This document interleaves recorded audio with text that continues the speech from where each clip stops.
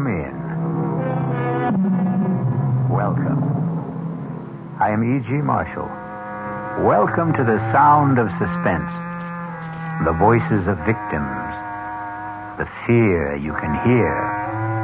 For the next 52 minutes, we're going to take you into the world of mystery and murder, but mostly into the world of terrifying imagination. The story you're about to hear might be called a morality play.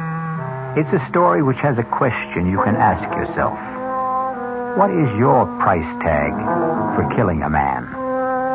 If you think you don't have one, listen to the story of Walter Van Haas and the Chinaman button. Mr. Van Haas, I'm making this as easy for you as pushing a button. Now, if you give your approval, my agents in Johannesburg will be contacted within hours. The rest will be handled simply and with dispatch.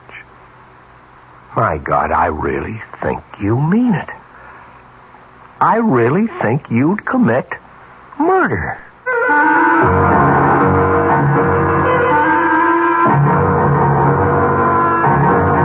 Our mystery drama, The Chinaman Button, was written especially for the Radio Mystery Theater by Henry Slessor and stars Paul Hecht.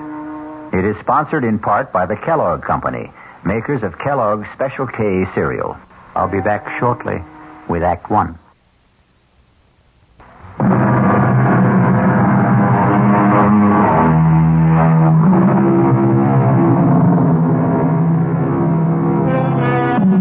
And now, Act One of The Chinaman Button.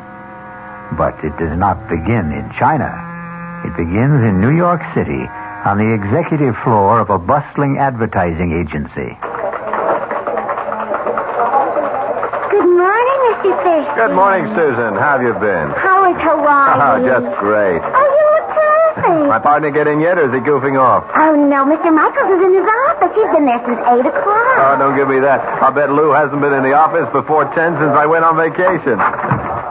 Well, what do you know? There you are, just like Susan said. Hello, Phil. Welcome back. How do I look? Fat and sassy? 3 weeks in Hawaii, luau every night, plenty of rum and pineapple. I figured I gained 10 pounds. Well, it looks good on you, Phil. No kidding. What is this? What's the matter with you? I'm nice and brown. You're white as a sheet. You look terrible. Lou, are you sick or something? No, I'm okay. I'm fine. You look like you've been sleeping in the office or something. Well, let's hear it. There's some bad news, right? Something happened while I was away? Yeah, that's right. Something's happened, Phil, but it wasn't my fault, so help me. Okay, come on. Let's have it. We lost an account, Phil. Okay, so we lost an account. We lost the Brewster account. You want to tell me that again? I know it's real bad news, but I don't know how else to tell you. Brewster's definitely out. You want to tell me what you did wrong, Lou? Well, nothing, Phil. I swear It'll come out sooner or later. Phil, I had nothing to do with it. It started with a call from Charlie Edwards a week after you left. He wanted to talk to you. He said it was urgent. When I told him you weren't here, he hung up. Next thing I know, there's a letter from old man Brewster, the official 90-day notice of termination. But did you call Charlie? Well, sure, I called him. Only Charlie isn't the ad manager anymore. Charlie's got a new job. He was kicked upstairs. He's in customer relations, out of advertising completely. There's a new guy in charge. Lou, you know what you're telling me. You are telling me that our gross profit has been cut in half. You think I don't know that? I think I'd better sit down.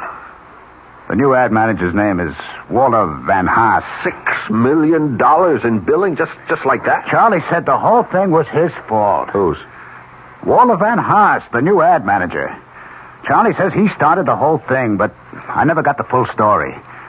Charlie's been too busy in his new job to talk to me. Give me that phone. Yeah, sure, Phil. Charlie is not going to be too busy to talk to me. I haven't been kicking back $10,000 a year to Charlie for him not to talk to me.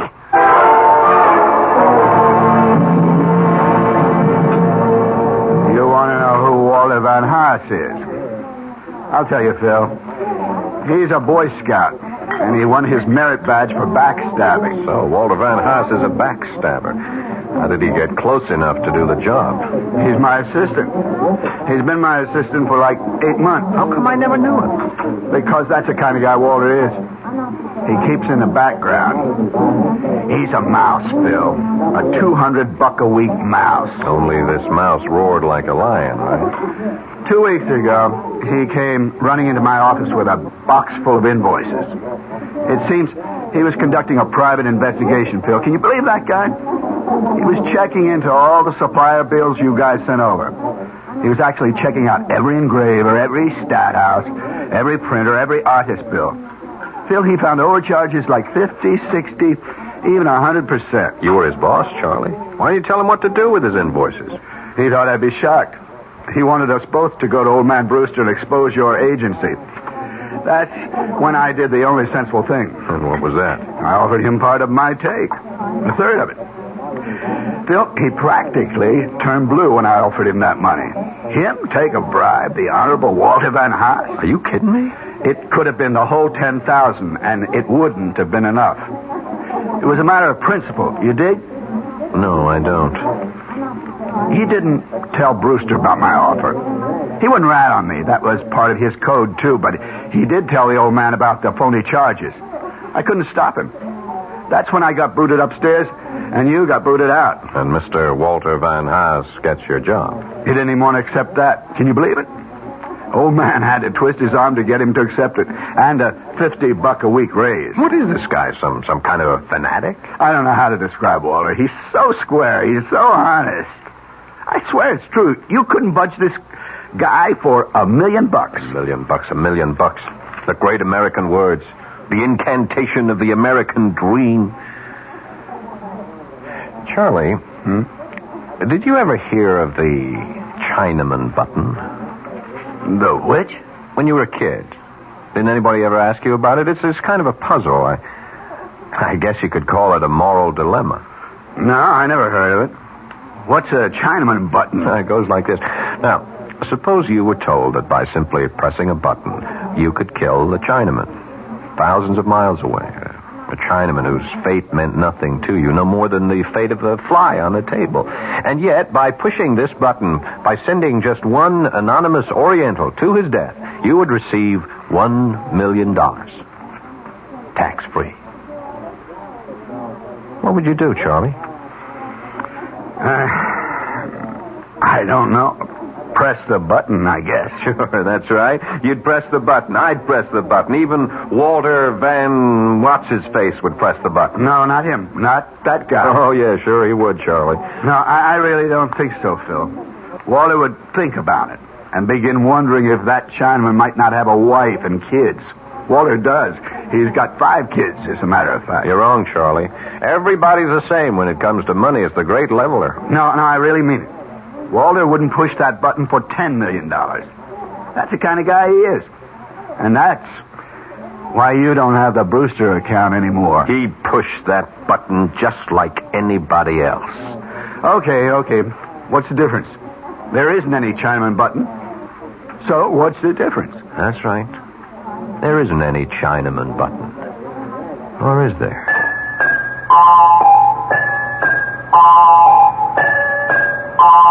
I don't get you, Phil. What's all this talk about a button? I didn't say there had to be a button, Lou. Not literally. Or a Chinaman, for that matter. Van Haas sounds Dutch. How about a Dutchman? What are you talking about? I think he drank a little too much at lunch. He wouldn't be so high and mighty once he pressed that button, would he? That would knock his halo off. What? Which is worse, Lou? Taking a kickback or killing a man? Oh, come on, Phil. Will you talk sense? We'd have him right where we want him. We could call the shots then, Lou. We can get Charlie his job back. We might even get our account back. Oh, for Pete's sake, Phil, will you tell me what you're talking about? Better. I'll show you what I mean. Only first, I gotta compose a letter. A letter to who? Don't rush me. This has got to be done right.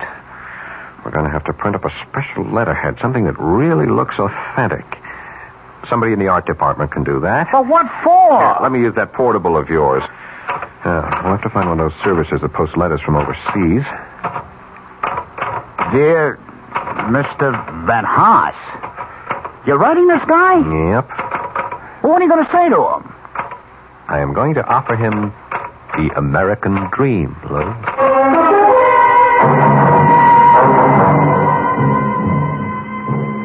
Millie? Oh, Walter, I didn't know you were home. I got here about 10 minutes ago. I was looking through the mail. How are you? Oh, all right. Tired as usual. Isn't it kind of chilly to be out here? Oh, I just had to get out of the house. Kids have been impossible all day. You know how hard it rained this morning. Yes, I know. Honey, did you see the letter? The one from South Africa? Oh, yeah, sure, I noticed it. Say the stance, will you? Peter wants it. Yeah, Millie, do you know what the letter's about? No, can't imagine. Well, you don't know anyone in South Africa, do you? Of course not. But somebody there knows me. It's from some law firm. Look at the letterhead. Dries Hertog and Berenbroek? What a name. It's Dutch, I guess. Dries Hertog and Berenbroek. 200 Commissioner Street, Johannesburg, South Africa. Read it, huh? Well, it says, Dear Mr. Van Haas, our firm is collecting data for record-keeping purposes concerning the surviving family of one of our clients. Would you be so good as to confirm the following facts? Your name, Walter Van Haas. I can confirm that, all right. Well, go on. Read the rest. Your father's name, Benjamin Van Haas. Right again. Your mother's name, Sylvia Reach. I didn't know your mother's name was Sylvia. She always hated the name. That's why she called herself Sally. Anyway, now let's see. Paternal grandparents, Jan Van Haas, Elsa Voort. If the foregoing facts are not correct, would you kindly advise us by return mail? Well, I just saved some postage anyway. Is that all it says? Now, just one more sentence.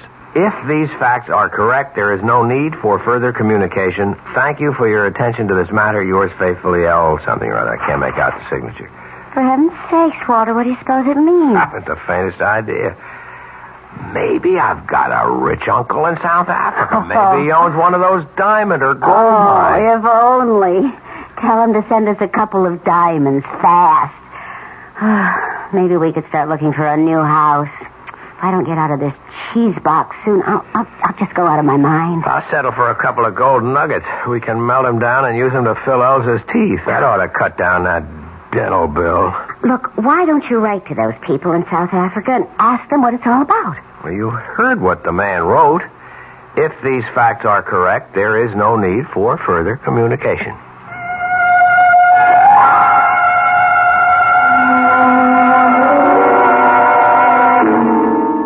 Thank you for your attention to this matter. Faithfully yours, Scribble.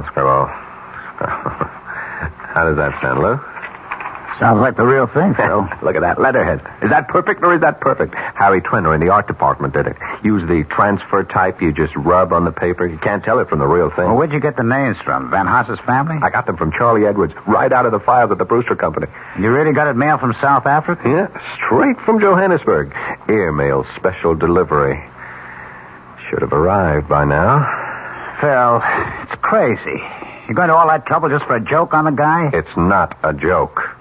It's serious business. Hand me that phone. Yeah. What are you doing now? Hello, Brewster Company? Mr. Van Haas, please. My name is Thompson.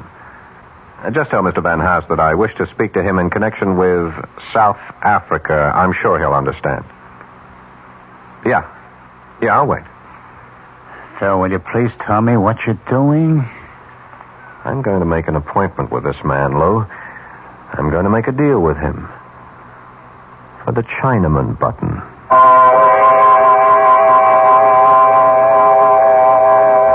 Phil Thurston seems to have invented his own Chinaman button. But will his improved model work? It all depends on Mr. Walter Van Haas. We'll return shortly with Act 2.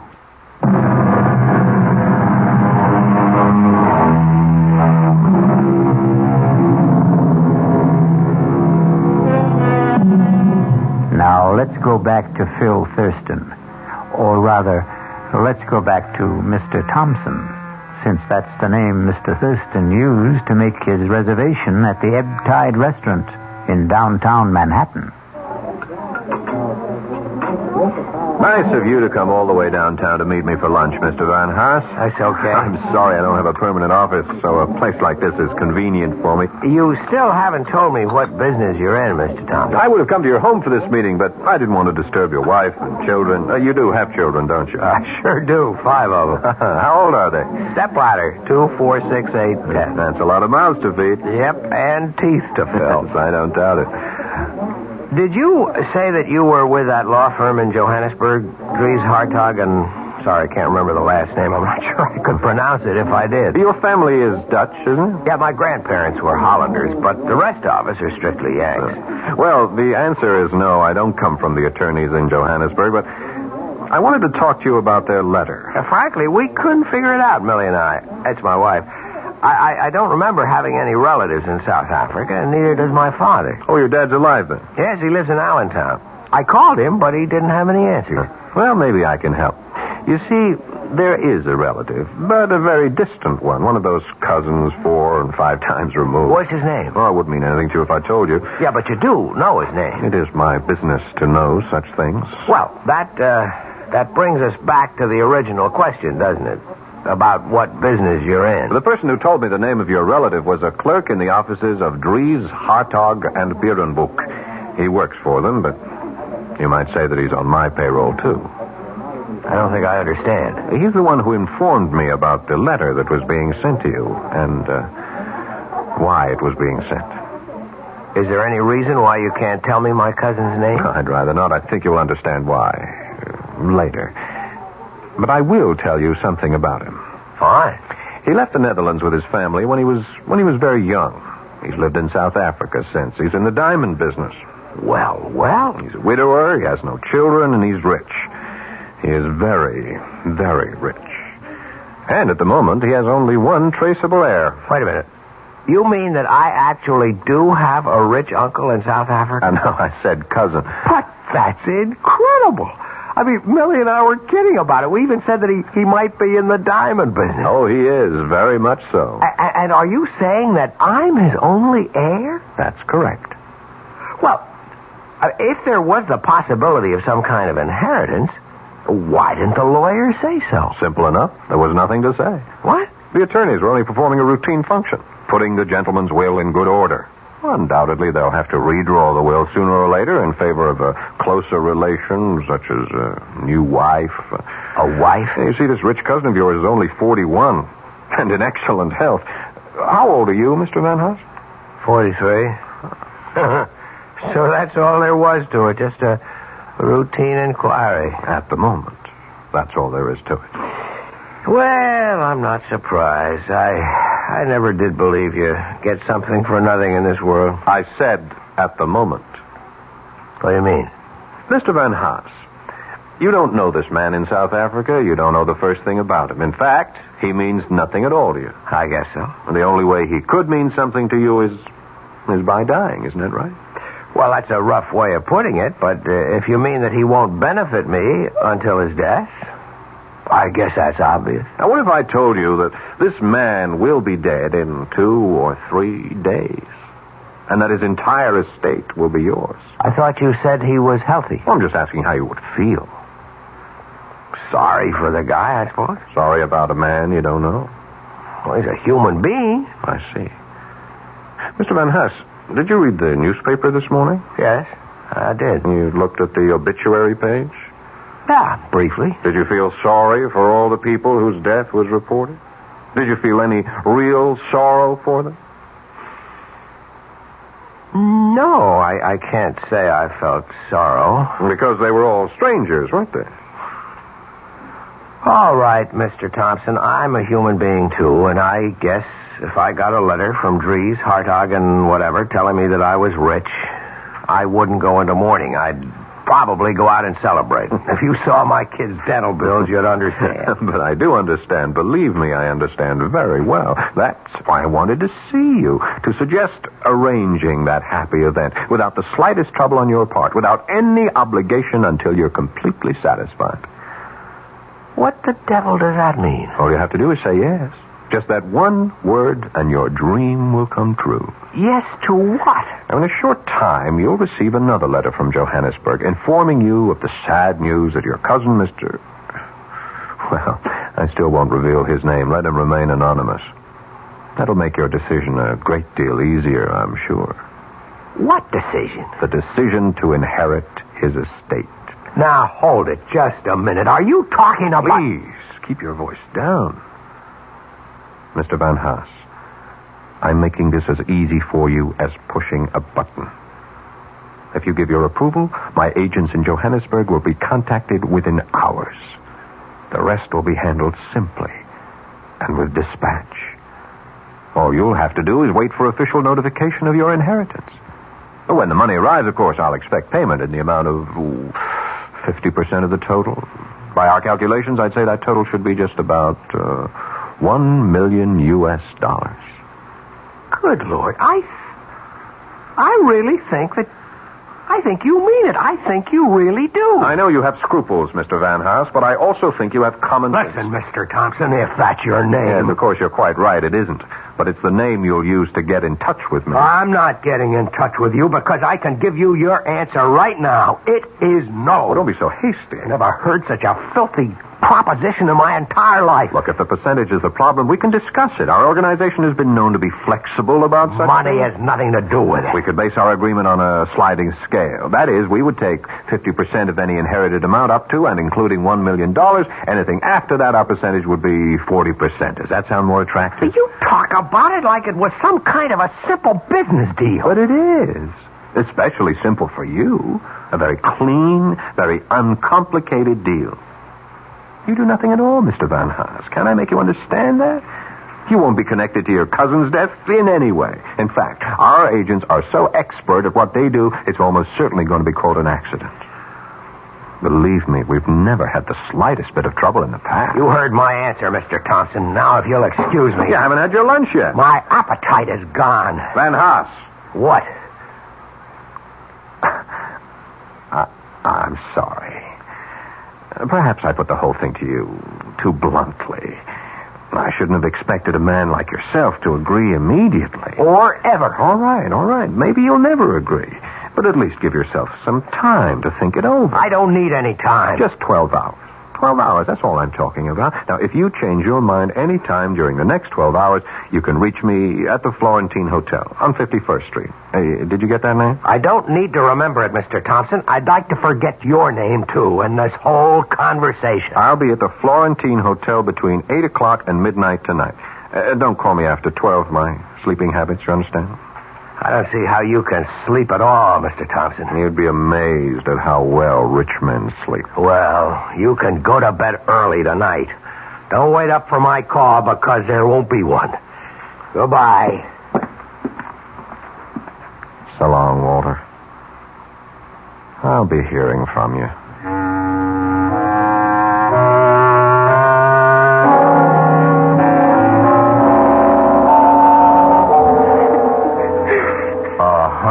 Honey, cut it out. Stop it. No. Tell me what the matter is. Nothing. It's nothing. It's got to be something, Millie. Are the kids okay? Yes, they're all right. Pretty quiet in the playroom. Well, that's because I packed the twins off to Mother. They were getting out of hand, Walter. I just couldn't stand it anymore. Okay, fine. And I'm sure your mother is delighted. No, she isn't.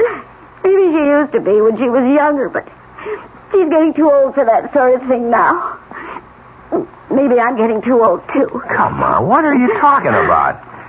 I'm 41 years old, Walter. Sometimes I feel like 141. You know what's wrong with you? You're not eating right. You're eating like a bird these days. Well, that's practically all I can afford to buy these days. Bird food. I didn't mean that, Walter. Honest, I didn't. I know you didn't. I know it. Look, honey, I wish you'd see Dr. Julian and have him check you over. Walter, I did see Dr. Julian. You did? When? This morning. I didn't know you were going. Well, I didn't want you to know. Not until I was sure, anyway. Sure about what? Hey, you're not sick, are you? I mean, did he find anything serious? No, I'm not sick. I'm pregnant, Walter. What? You see, I'm not over the hill after all. I can still make babies.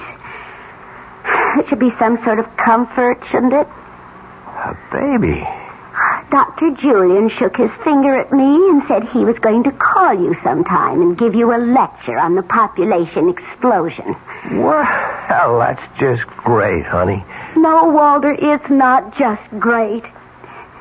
Oh, honey, don't pretend to be happy about it. I just can't. Well, it's not the end of the world. Oh, that's right. It's a beginning, isn't it? That's what Mother said when I told her. She's always said that, even with the first one, with Peter. 10 years ago, almost 11. Walter, do you realize we've been married almost 13 years? I know, Melly, and I know they haven't always been easy years. Why is everything always beginning?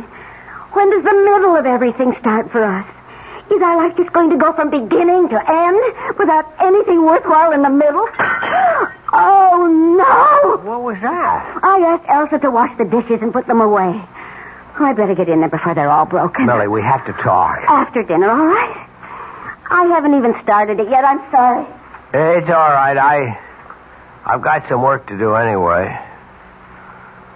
Or some thinking anyway.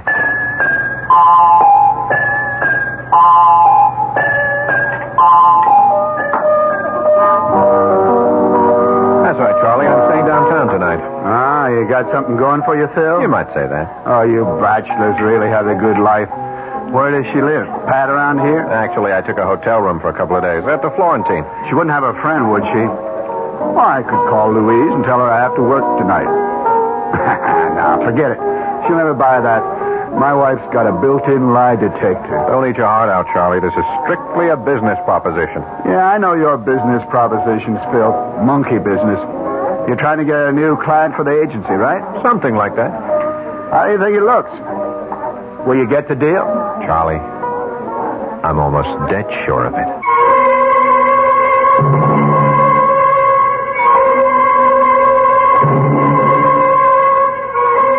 Will Walter Van Haas press the Chinaman button? Would you press it? To make $1 million? Before you answer, wait until we return with Act 3.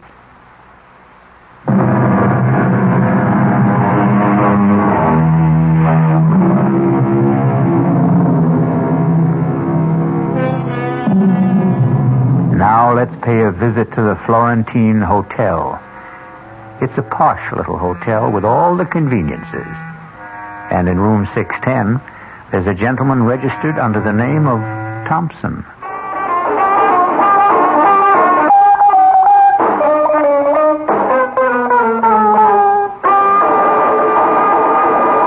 That was a request for the gang of the Williamsburg warehouse. And now here's the time of weather check. It's exactly 40 minutes past the hour. Hello, Phil. Hi, Lou. Come on in. So, this is the Florentine Hotel, huh? Well, that's not a bad-looking room. Why, they call this a suite? That's right. The bedroom is in there. Look at this bar setup. Glasses, refrigerator, everything. It's nice. Very nice. You want a drink? All I got is vodka. Oh, no, thanks. I'm strictly a Scotch, man. You know that. Sorry about that. That's okay. I'm not staying long. I'll just leave the layouts and the reports for you to look over. We can talk about them in the morning at the shop. Relax, Lou. Your wife knows you're working late tonight, doesn't she? Yeah, she knows. Well, sit down. Take it easy. Look, I got some orange juice. I can make you a screwdriver. No, thanks, Phil. Guess I have to drink alone, then. Well, aren't you going to ask me about your friend, Van Haas? What about him? I told you I was going to see him today, or rather that Mr. Thompson was going to see him. Did you? That's right. I saw him for lunch and told him the whole story about how easy it was for him to become a millionaire just by pushing the Chinaman button. Or maybe I should have called it the Dutchman button. Did he believe it, Phil? All the way. But did he go for it? I mean, about having a guy in South Africa killed. No, he wouldn't go along. So Charlie was right. He said no because he was scared. He was afraid that he was getting into something too deep for him. Well, maybe that wasn't it, Phil. Maybe he is the kind of guy Charlie says he is. Maybe he was that kind of guy, Lou. And that was before he ever got really tempted. A lot of people are honest because they never had anything worth being dishonest about. Am I right? You don't think much of people, do you? I think people are people, that's all. Open your eyes, Lou. Look at what's happening all around you. Everybody's on the grab. You don't know that by now. You've been living in a cave all your life. All right. I don't want to argue with you. Everybody's corruptible, Lou. Everybody. High and low. Yeah, it sure looks like it these days. These days, old days, any days. We're just hearing more about it now. That's the only difference. But there are limits, Phil. I mean, like what you offered Van Haas. Well, let's face it, you were talking about murder. Maybe that's the word that came to his mind, too. But when he thinks it over, he'll give it a different name. He'll come to the conclusion that all I was talking about was pushing a button. You mean you still think he'll say yes? I told him to call me here. That's why I took this suite at the hotel under the name of Thompson. So that's what it was. And I figured, I don't know, that you had some chick you didn't want to know your right name. I told Van Haas to call me here any time before midnight, in case he changed his mind. Before midnight? It's almost 11 o'clock now. That's right. Well, why did you give him a deadline? Because he needs one. We all need one, or we postpone things forever. Phil, I don't think he'll call. Why not? I think the guy's already made up his mind. Oh, no, he hasn't. He's watching the clock right now, just as we are. He's watching those hands move towards 12, thinking about how simple it would be to pick up the phone and call. You see, that's the beauty part of the whole thing. The simplicity. You remember that old camera slogan? You press the button, we do the rest. No, I don't think you're right. I don't think he'll do it. I can see him right this minute, Lou. Maybe he's in bed, looking up at the ceiling. Maybe he's locked himself up in the study, and he's telling himself all the reasons why he shouldn't say yes. Then he wonders if he's really fair to make the decision all by himself. I mean, there's his wife, too. He remembers all the little deprivations, all the promises he made to her when they were younger, those trips to Europe, the mink coat. Then there are the kids, of course. 5 kids, Lou. Think what that money would mean to them. He's really moved by the thought of the kids. You know, maybe I'll have a drink after all. He's not thinking of himself, of course. No, he doesn't count. The things he would like to do, the places he wants to see, or that car he wants to own. You ever know a man who didn't want some car he couldn't afford? Yeah. And then there's that nice smug feeling of security he could have with that pile of money swelling with interest in some bank that never thought he was worth more than a calendar at Christmas. Well, maybe he is thinking all that, Phil, but just the same, I don't think he'll call.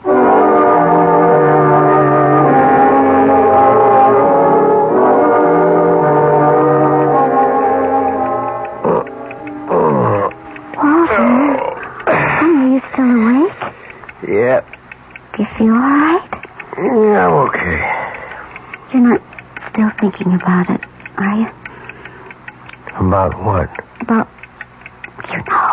the baby. Oh, no, Millie. I wasn't thinking about the baby. Get back to sleep, honey. But, I'm less than 2 months gone, honey.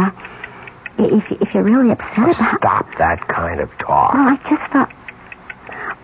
Well, there are alternatives. I'm sick of hearing about that alternative. I heard about it the last time you were pregnant, remember? I'm sorry. I know you're worried about money. I know all the debts we have. We'll get along. Honey, you're not angry with me. No, I'm not angry. I'm just restless. I've got business worries. Can't turn my mind off. Why don't you read a while? The light will keep you awake. I'll go to the living room. Walter? Yep. I love you. I love you too, Millie. Listen to that clock. Why do cheap clocks have to tick so loud? Yeah, we've got to get ourselves an electric one, maybe one of those digital clocks. Darling, they cost money. Yes. What doesn't?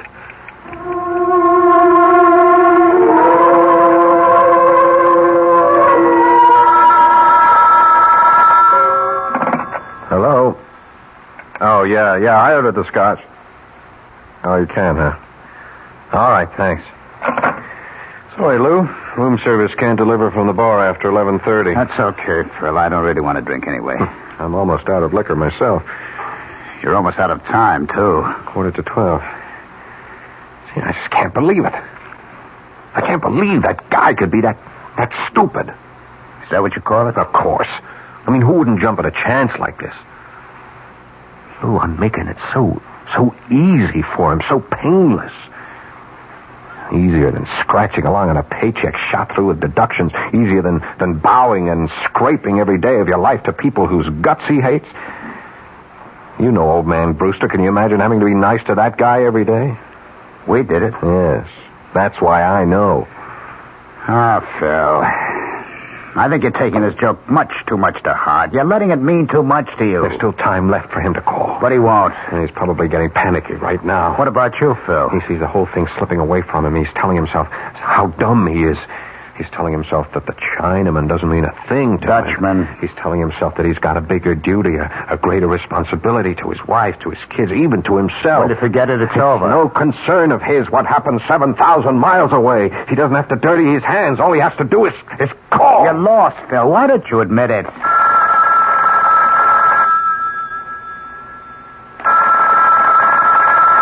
Aren't you going to answer it? Sure. I'll answer it. Maybe room service again. Maybe. Hello? Mr. Thompson, this is Walter von Haas.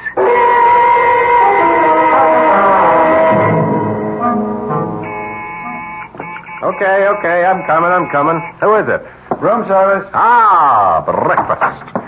Come on in, I'm starving. Yes, sir. Are you sure those scrambled eggs are hot? They tasted like rubber yesterday morning. They should be all right, sir. Yeah, well, you tell the chef he'll hear from me if they aren't. Yes, sir. Will you sign right here, sir? Okay. There we are. Thank you. I'll be back later for the table. Half an hour, that's all I need. Yes, sir. I guess my shower's going to have to wait. Oh, now what? Hello. Phil, it's Lou. Oh, hi, what's up? How come you're still at the hotel? I thought you were just going to stay there 1 or 2 days. It's the 3rd day now. I like it here. They stay until the end of the week. Besides, I saw some great-looking chicks at the bar downstairs. Well, what's happening? Nothing. I was just wondering if you knew anything about, Van Haas. Walter Van Haas? He's just waiting for the mailman, Lou. Waiting to hear the good news from South Africa. I spoke to Charlie Edwards. He says Van Haas called in sick yesterday. Yeah, I'll bet he was sick. I'll bet he was home planning on ways to spend all that money he thinks he's going to get. $1 million. No, 500 grand. Are you coming into the office soon, Phil? Sure, I'll be there just as soon as I finish breakfast and grab a shower. I'll see you later then. All right. I'll bet those eggs are cold for sure. Oh, for Pete's sake, it's a conspiracy. Hello, Mr. Thompson. Well, what are you doing here? May I come in? I told you not to get in touch with me, Van Haas. Yes, I know you did, but I had to talk to you in person. I told you that it was for your own protection. Don't worry. I found out your room number, and I came up the back stairs. Nobody knows I'm here. Well, why are you here? Please let me come in. All right. As you can see, I'm just about to take a shower, so whatever you have to say, would you make it fast? Yes, I'll make it fast. I hope you haven't come here to say that you changed your mind because it's too late for that. The thing is over and done with. It is? You're sure of that? Well, as soon as you gave me your okay, I was in touch with our agents in Johannesburg. They didn't waste any time either. And it went, all right? Flawlessly, just as I promised. Now, all you have to do is wait. Yes, I see. I just had to hear it from you, Mr. Thompson. I had to hear it from myself. Well, now you've heard it. Now you go home and you wait for the mailman. Yes, the mailman. What's the matter, Van Haas? You look strange. You feel all right? Oh, yes, I feel fine. Truth is, I never felt better in my life. Good. I'm glad to hear it. I feel a lot different than I felt 2 days ago. I can't tell you what a torture it was for me to make that phone call to you. Absolute torture. But after I hung up, I felt as light as a feather. You did, huh? Yeah, felt fine. It felt wonderful. Even though I got myself involved in killing a man. It's funny, isn't it? It was easy, wasn't it? Just like I said it would be. Yes, that's the word. I never knew anything could be that easy. Changed me, Mr. Thompson. I saw how stupid I'd been all my life, how stupid most of us are, to waste the one life we're given. I owe you a lot. Well, if you came to say thanks, you're welcome. Now, if you'll excuse me... I felt like a giant. I felt there was nothing I couldn't do. I was a coward before, a weakling. But you showed me a better way. Okay. Would you go home now, Mr. Van Haas? The less we see of each other, the better. Now, when the money arrives, I'll be in touch with you about my 50%. Yes, your 50%. That's really what I wanted to discuss, Mr. Thompson.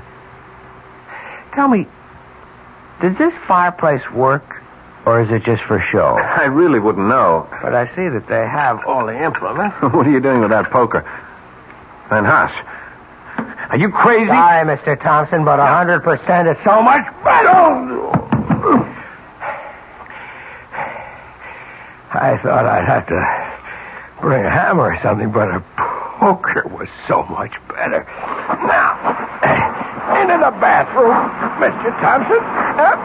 Up into the shower. Yeah.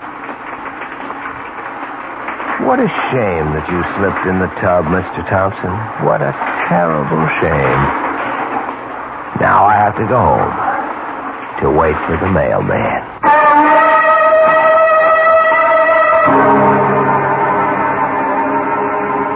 There's an old saying. If you're going to dig a grave for a man, make sure you dig two. I'll return shortly.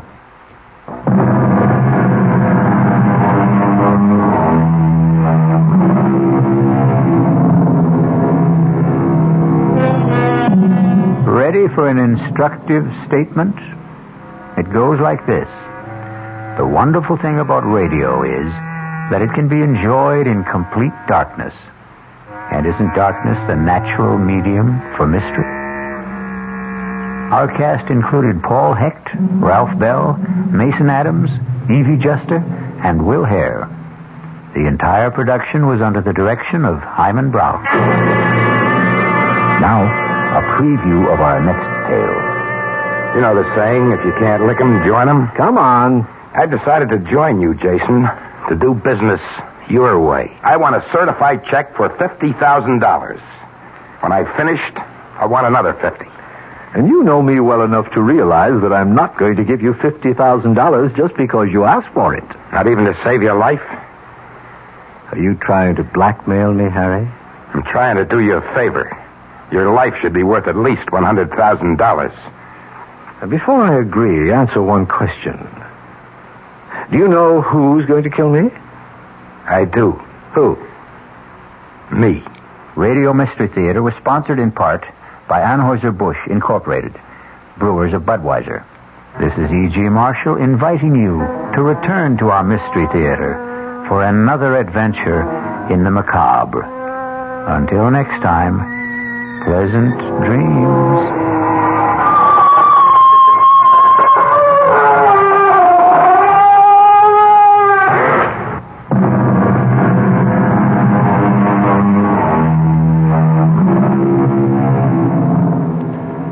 WOR Mystery Theater was brought to you by ShopRite Supermarkets, where you get a lot more for a little less, and by Suburban Savings, with offices throughout North Jersey.